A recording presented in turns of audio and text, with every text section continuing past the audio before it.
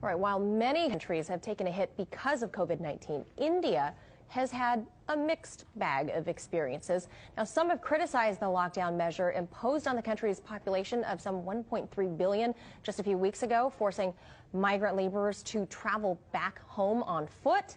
India has been reporting low numbers, though, which some say has to do with factors ranging from the climate to relatively little testing happening. But on Monday, a record high number of new cases were reported. Now, one Indian state looks like the mirror opposite of the rest of the country, and that is the southwestern state of Kerala, where the slogan "Break the Chain" has helped mobilize the population to flatten the curve. So joining us to discuss this important topic is historian and author Vijay Prashad. Vijay, thank you for being with us.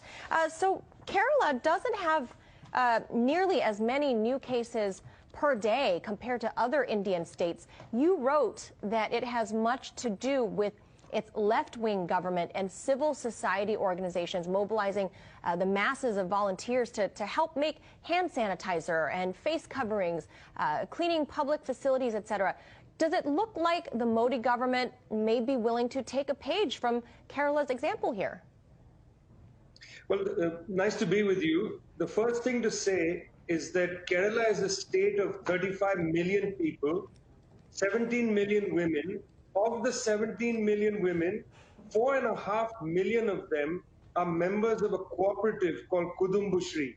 It's an extraordinary state because people are organized into trade unions, women's organizations, cooperatives of all kinds.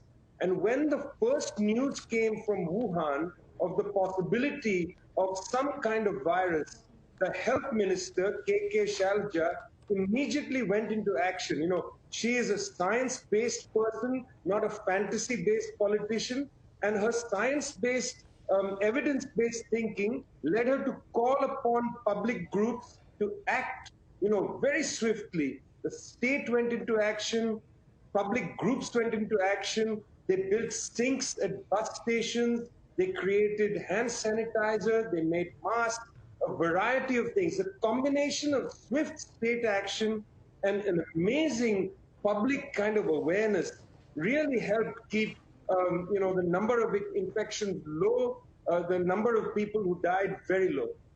And Vijay, on the day that Narendra Modi announced a partial curfew, the Kerala government announced a $270 million relief package that included free food, loans to families through the state's women's cooperative that you just mentioned, 2 months of pension payments, and even suspending loan and utility payments among some of the other incentives happening in Kerala. So what kind of lessons do you think the United States and perhaps even other countries can take away from the state of Kerala?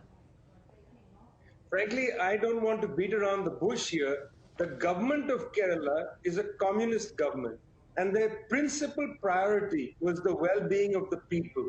So whereas the government of India very callously, with no notice, essentially told millions of migrant workers, walk home. You are daily breadwinners. We don't really have any policy for you. We're not going to do anything on your behalf.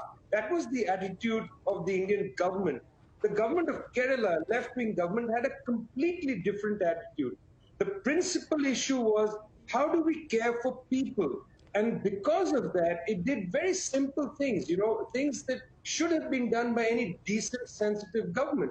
For instance, in every single local self-governing municipality, it created community kitchens so that people who are going to have a hard time buying food could just come there and pick up food, or the youth movement in the state would deliver food to people's homes.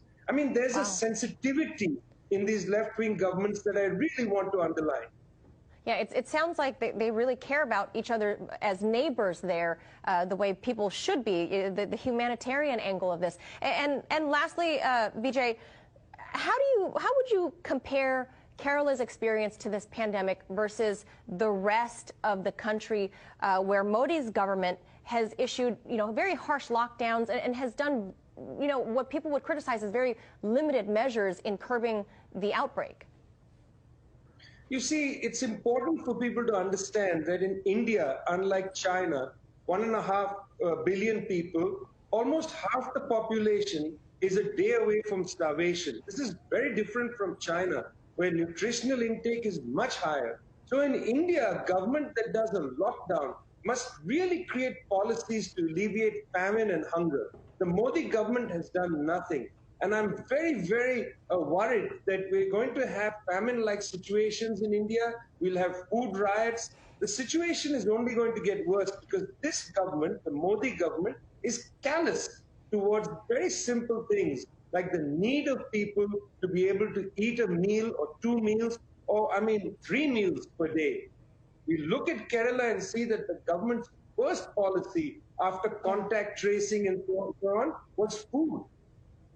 All right. Unfortunately, we have to leave it right there. Vijay Prashad, thank you so much for sharing the insight on Kerala today. Thanks a lot.